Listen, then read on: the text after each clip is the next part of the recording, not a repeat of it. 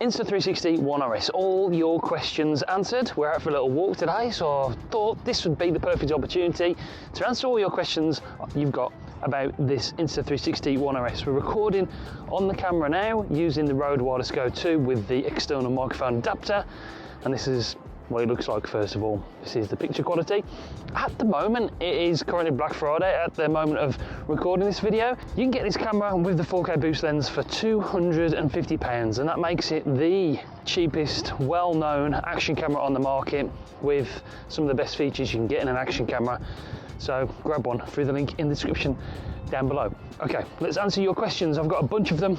All of the questions from the previous 50 plus videos I've made on Insta360 cameras. This one is just about the RS though, so let's answer your questions. Okay, question number one. Does Insta360 ONE RS work with Android phones? Yes, it does indeed. It does work with Android.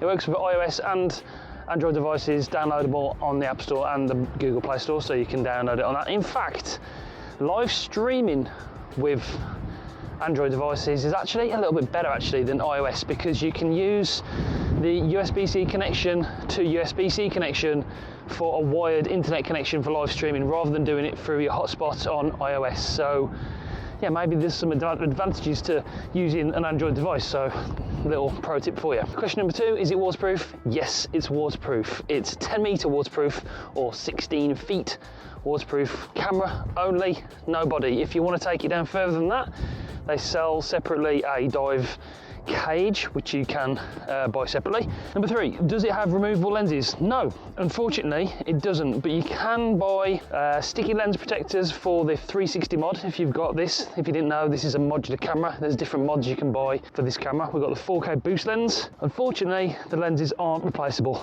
but what I would recommend is you buying the ND filter kit. That not only will protect the lens, but you'll be able to customize your picture a little bit better using the manual settings for more cinematic footage. I'm going to do a video about how to get the best footage out of the 4K boost lens soon, so subscribe, stay tuned for that. So you can do that, there is that option. If you're using the 360 mod, they do make some sticky lens protectors so you can protect the 360 lenses, but I fully suspect that on the next version of this camera that they'll be using some kind of replaceable lens like the GoPro does and the Action 3. So maybe coming next time. Rather appropriately, does it support external audio? Yes, it does. I'm using the Rode Wireless Go 2 with the microphone adapter. It does only record in mono, which, I mean, it's not a massive issue. This is what the audio sounds like straight from the microphone adapter with the Rode Wireless Go 2. I think it sounds pretty good, but yeah, you can use it with other microphones as well. Does the Insta360 ONE RS SD card cover come off? Yes, it does. That is where the USB-C charging port as well is, in that port. It does come off. It's not a great design, I must admit. I really do suspect that they'll replace that design next year on the next model as well. The new Insta360 X3 has a better door. It's clipped on with like a metal bar. It's a lot more secure and a lot easier to remove and put on, so I suspect they'll be using that design on the next camera, but it works. It's not too bad. You can just put it off and put it back in, and then you can use the microphone adapter. Trying to get out the wind for you. I'm attempting it walking down the hill. Insta360 ONE R or RS? RS, definitely. It comes with the new core, the RS, and the new 4K boost lens. Just to know, the core is compatible with the Insta360 R, so if you have got that camera, you can use the new core and all the previous lenses. They're pretty much the same. The 360 mod is the same and the Leica lens mod is the same as the previous version. Yeah, you can use those with the new core. So you can buy a core update and the new battery update. So what I'd do is buy that package together rather than buying the new camera in total. Although for $250, I mean, it's not that expensive. I'd fully recommend getting this camera, 100%. So yeah, RS, definitely over the R. It's a newer version, it's a better camera. There's a lot more features on here, like 6K widescreen, and you've got that active HDR in here as well. Does it charge whilst recording? Yes, it does. In fact, you can actually use the power stick with this camera. The Bluetooth controls don't work. Unfortunately, it's not compatible with this camera. It's only compatible with the X2 and X3, I do believe. But yeah, you can actually use that power stick to charge, give yourself a little bit more extra battery whilst you are out and about recording. So yes, you can charge it whilst recording video. This is dangerous, probably. look at this. Oh my God. Windy and rainy, stand under a dangerous tree. Probably not the best idea, but we're going to do it anyway. How do you update the firmware? First of all, you connect it to the app, and then when you connect the camera to the app, you've registered it, done all those things first time. Every time you connect to the app, it should let you know that there's a update. You can go onto the website to keep up to track with the updates and the firmware versions, but yeah, when you connect it to the app, it will give you a little notification saying there's an update. Just press continue and it should do it automatically for you. What is the battery life like? It has a 1445 mAh battery and it takes about an hour to charge.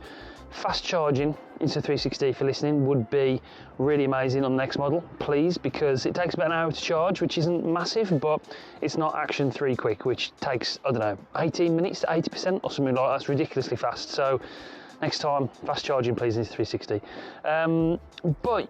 You will get a good battery life out of it anyway. It's generally about 75 to 84 minutes, the battery. It's better than the GoPro, for instance. So yeah, the battery is pretty good. It's pretty big on the bottom. It's a little bit smaller than the GoPro, but I think that new core is a lot more efficient, so you do get a better battery life out of this. All these trees have seen better days. Absolutely battered by storms, look, all over the place. Just, yeah, collapsed. Totally done in. Okay, let's get this done before I actually get totally soaking wet. What is the boosted battery? Now, this is a weird one. Boosted battery is another battery you can buy for this camera, but it never seems to be available. I'm not sure if they've discontinued it or something like that, but I don't know why you can't get it. Incidentally, it is available on AliExpress if you want to risk it and buy off AliExpress, but personally, I wouldn't. Basically, the battery is 2,380 milliamps, and it's a lot bigger, and it actually has a mount built in, which would be awesome because I think that's a feature they should have on this camera, so you don't have to use it with the cage. The cage is good, it's quick release, it does pop out the side, it's easy to use, but that boosted battery did have a mount on the bottom of it. It was nearly double the size, so that probably nearly double the battery life, but I'm not sure why it's not available. Maybe Insta360 can comment down below and let us know why, but that'd be brilliant if we could get that. It was about £50 and would be a well worth upgrade, but it's not available, but I don't know why. So that is what the boosted battery is. Maybe they're thinking about using that kind of battery for the next model or another camera coming out soon, maybe.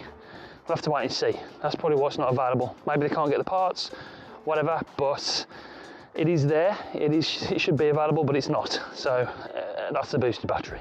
Will the Insta360 ONE RS overheat? No, I've had no overheating issues with it. In the case, it actually has got the heat dissipating material on the inside to stop the new core from overheating. So if you're using it with the cage, definitely not. But yeah, I did test it against the GoPro. GoPro overheated. This didn't. So yeah, I don't think you're going to have any overheating issues with it. I haven't. I've had this since before release date, and yeah, it's been fine so far. Can you use the Insta360 ONE RS as a webcam? Yes, you can. If you go into the USB settings, in general settings, you can change your USB from UDisc to Android to quick reader or webcam, and there's no need for extra software. You can use it as a webcam whilst charging it as well, so it lasts all day. There's no limit, and it looks like a really good webcam. I actually did a video, I'll link it up above, using the webcam and setting it up and how to do it, so check that out with the Leica lens. Looks really good, and yeah, it can be used as webcam. So if you've got this camera, there's no need to have an extra webcam as well. You can just use this. So would you recommend it?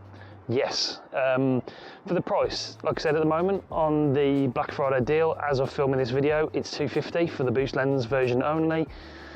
Not sure, probably about 400 for the twin version, which is the boost lens and 360. Then you've got two cameras in one, and that's an amazing deal because 360 footage, there's nothing like it, and it's a lot easier and less complicated to edit these days. So I would go for that one, definitely.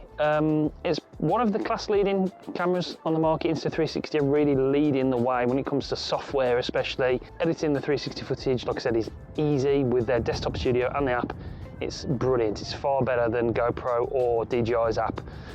So yeah, I would fully recommend it. There are some issues. It's not a perfect camera. It's not the best image. GoPro is probably the best image.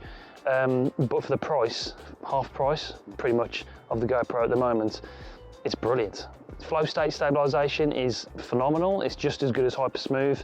So if you're doing any action sports, skiing, mountain biking, it's brilliant for that. Pound for pound, yeah, it's probably the best option on the market at the moment. There are some other things that I don't like about it. The small screen and the processor is probably a little bit slower. There's a bit of a delay when you're using the flow state stabilization on the screen. It can be a little bit annoying. But apart from those little peccadillos that this camera has, I just think it's really, really impressive. And yeah, I would fully recommend it to anybody for the price. Okay, that's it for this video. I hope it answered some of your questions. If you've got any more questions, I'll do a follow-up video. Let me know in the comments down below what your questions are, and I'll try and answer them if I can. I've been using this before release date, like I said. I've had no issues with it. I think it's a fantastic camera, and yeah, it lives in my camera bag. It's there to be used when I need it. Okay, that's it for this one. I'm gonna get in the car before I get wet. See you on the next one. Bye guys.